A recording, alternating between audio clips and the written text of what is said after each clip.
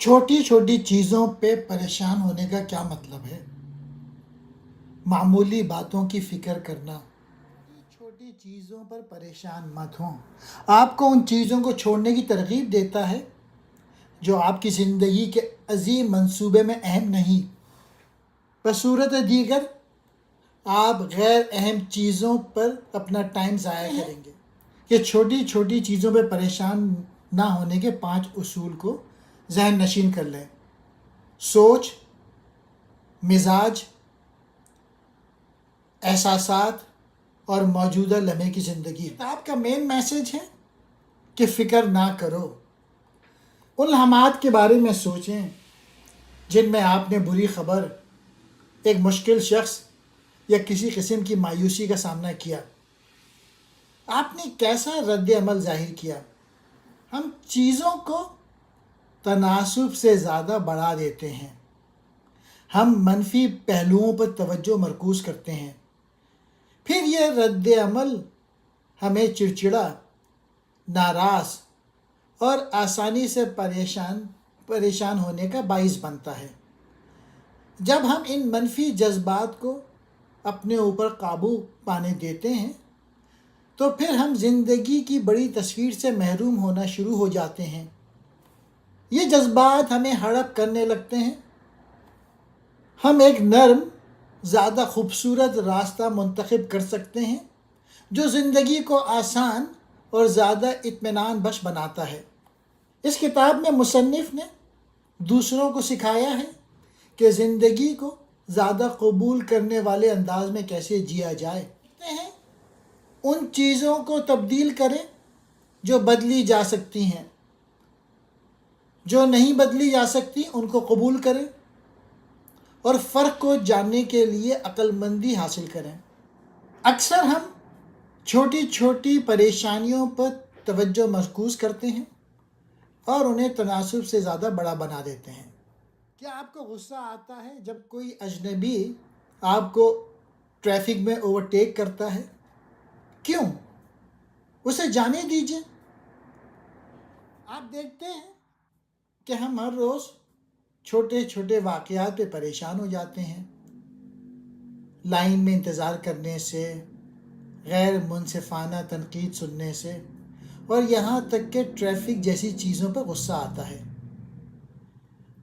बदकिस्मती से जब हम छोटी छोटी चीज़ों पे परेशान होते हैं तो फिर हम ज़िंदगी की खूबसूरती खो देते हैं। इसकी वजह से हम दूसरों की ख़ामियों पर भी तवज्जो मरकूज़ करते हैं और इन ख़ामियों पर तवज्जो मरकूज़ करने से हम नामहरबान और सख्त मिजाज हो जाते हैं और फिर आपके ख़यालात भी मनफी हो जाते हैं। सवाल ये है कि आप किस तरह ज़्यादा पुरअमन और मेहरबान ज़िंदगी गुजार सकते हैं। एक ताकतवर टेक्निक ये है कि आप इस बात से आगाह रहें कि आपकी मनफी सोच कितनी तेज़ी से काबू से बाहर हो जाती है। अक्सर हम अपने आप को एक मनफी सोच में फंसे हुए पाते हैं और फिर हम इसमें जज्ब हो जाते हैं। फिर हम बदतर महसूस करने लगते हैं और फिर पहले से ज़्यादा मुश्तिल हो जाते हैं। बदकिस्मती से हम में से बहुत से लोग मसरूफ़ ज़िंदगी गुजारते हैं। हमारे ख़यालात हमारे सरों में मुसलसल चलते हैं। हम देर से जागते हैं, जल्दी उठते हैं और मज़े करने से गुरेज करते हैं ताकि हम ये सब कर सकें। इससे भी बदतर हम उन लोगों को छोड़ देते हैं जो हमसे सबसे ज़्यादा प्यार करते हैं। हम सोचने के एक चक्कर में फंस जाते हैं और फिर काम की फहरिस्त बना लेते हैं। हमारे पास अपने प्यारों के साथ गुजारने का वक्त भी नहीं होता और आपके प्यारों की खुशी और अंदरूनी सुकून से ज़्यादा कोई चीज़ अहम नहीं। कहते हैं कि दूसरों को रोकने से गुरेज करें और सुनना सीखें। अपने साथियों, दोस्तों और ख़ानदान के साथ होने वाली गुफ्तगू के बारे में सोचें। क्या आप सिर्फ उस वक्त खामोश रहते हैं जब दूसरे बोल रहे होते हैं या क्या आप उनके जुमले ख़त्म करने की कोशिश करते हैं और उनकी सोच को मुकम्मल करने के लिए जल्दी करते हैं? जब हम दूसरे लोगों को रोकते हैं या उनके जुमले ख़त्म करते हैं तो हम एक तबाहकुन आदत बना रहे होते हैं। دوسرا شخص کیا کہہ رہا ہے اس کو سنو، اگرچہ بعض اوقات یہ مشکل ہو سکتا ہے، لیکن آپ دیکھیں گے کہ دوسروں کے ساتھ آپ کی بات چیت میں بہت زیادہ بہتری آئے گی۔ یہ انسانی فطرت ہے کہ وہ خاص محسوس کرنا چاہتا ہے۔ ہماری انا پر مبنی حصہ کہتا ہے میری طرف دیکھو، میں خاص ہوں، میری کہانی آپ سے زیادہ دلچسپ ہے۔ اگلی بار جب کوئی آپ کو کوئی کہانی سنائے یا آپ کے ساتھ کوئی کامیابی شیئر کرے تو جواب میں اپنے بارے میں کچھ کہنے کے بجائے آپ صرف اس کو سنیں۔ یہ کہیے یہ بہت اچھا ہے یا براہ کرم مجھے مزید بتائیے۔ تو جس شخص سے آپ بات کر رہے ہوں گے وہ گفتگو سے مزید لطف اندوز ہوگا، وہ زیادہ پرسکون محسوس کرے گا اور زیادہ دلچسپ محسوس کرے گا۔ آپ بھی زیادہ پرسکون محسوس کریں گے کیونکہ آپ اپنی باری بولنے کے انتظار میں بے چینی محسوس نہیں کریں گے۔ وہ لکھتے ہیں کہ صحیح ہونے کو چھوڑ دیں۔ اب جب کہ آپ دوسروں کو سننے کی اہمیت کو جان چکے ہیں، یہ وقت ہے کہ دوسروں کو زیادہ تر وقت صحیح ہونے دیں۔ جب آپ دوسروں لوگوں کو غلط ثابت کرتے ہیں تو آپ دیکھتے ہیں جیسے ہی آپ اپنی پوزیشن کا دفاع کرتے ہیں، آپ دوسروں کے بدلے میں دفاعی بننے کی ترغیب دیتے ہیں۔ یہ شیطانی چکر صرف غصے اور ناراضگی کا باعث بنتا ہے، کیونکہ کوئی بھی فریق دوسرے کی رائے کو کامیابی کے ساتھ تبدیل نہیں کر پاتا۔ میرا مطلب یہ ہے، کیا آپ کو کبھی کسی نے درست کیا ہے؟ اور مجھے یہ دکھانے کے لیے بہت شکریہ کہ میں غلط ہوں اور آپ صحیح ہیں۔ یا آپ نے کسی کو درست کیا ہے جس نے بدلے میں آپ کا شکریہ ادا کیا ہو؟ غالباً نہیں۔ سچ تو یہ ہے کہ کوئی بھی درست ہونا پسند نہیں کرتا، ہم اس سے نفرت کرتے ہیں۔ اس کے بجائے ہم چاہتے ہیں کہ ہماری رائے کا احترام کیا جائے اور دوسروں کو سمجھا جائے۔ سننا اور سنا جانا ہماری سب سے بڑی خواہشات میں سے ایک ہے، اور جو لوگ سننا سیکھتے ہیں وہی سب سے زیادہ پیارے اور قابل احترام ہوتے ہیں، اور جو لوگ دوسروں کو درست کرتے رہتے ہیں وہ اکثر سب سے زیادہ ناراض ہوتے ہیں۔ جب آپ پیچھے ہٹنا شروع کریں گے اور دوسروں کو صحیح ہونے دیں گے تو آپ کی زندگی کے لوگ کم دفاعی ہو جائیں گے، وہ آپ کی مزید تعریف کرنا شروع کر دیں گے، اور آپ اپنے آس پاس دوسروں کی خوشی کا مشاہدہ کرتے ہوئے خود کو خوش محسوس کرنا شروع کر دیں گے۔ وہ لکھتے ہیں کہ مہربانی کرنے کی مشق کریں،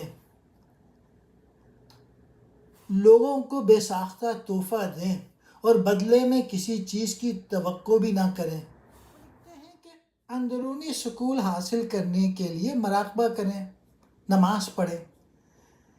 وہ لکھتے ہیں کہ انسانیت کے تمام مسائل انسان کے اکیلے کمرے میں خاموشی سے بیٹھنے کی ناکامی سے پیدا ہوتے ہیں۔ اندرونی سکون کی تلاش یقینی طور پہ سکون ذہن سے شروع ہوتی ہے۔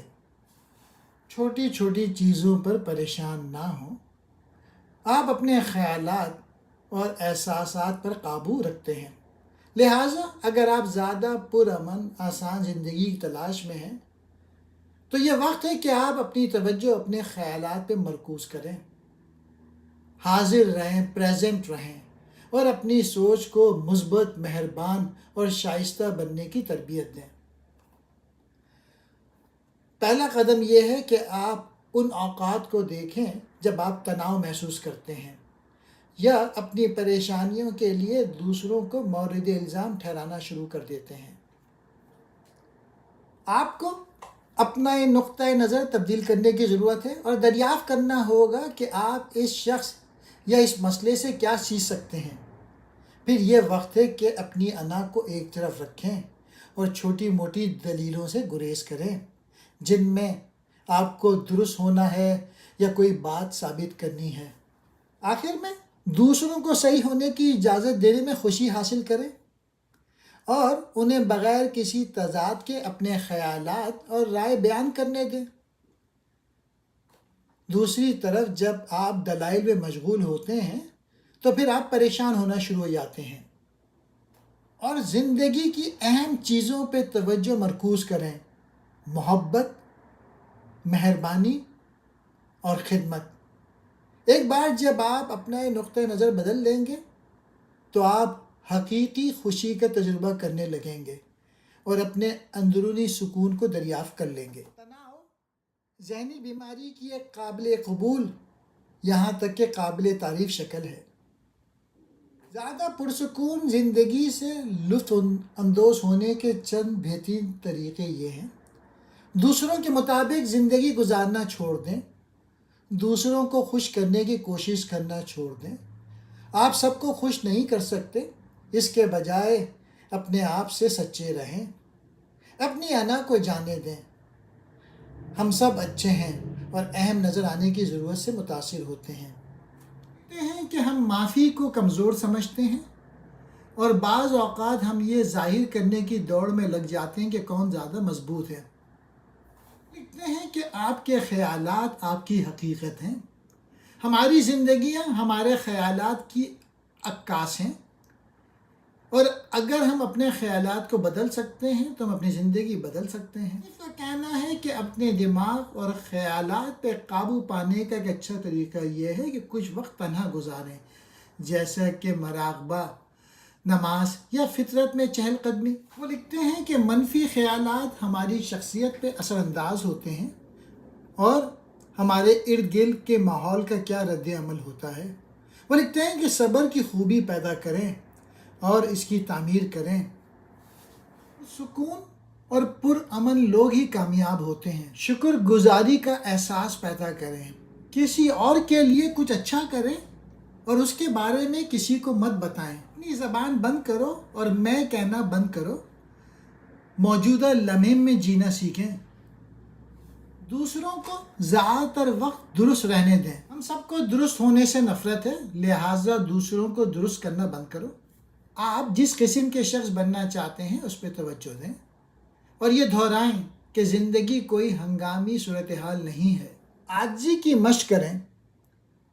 شیخی مارنا دراصل کامیابی کو کم کر دیتا ہے، لہٰذا شیخی مارنے سے بچیں۔ کسی کو محبت میں رکھنا ناراضگی کو دور رکھتا ہے۔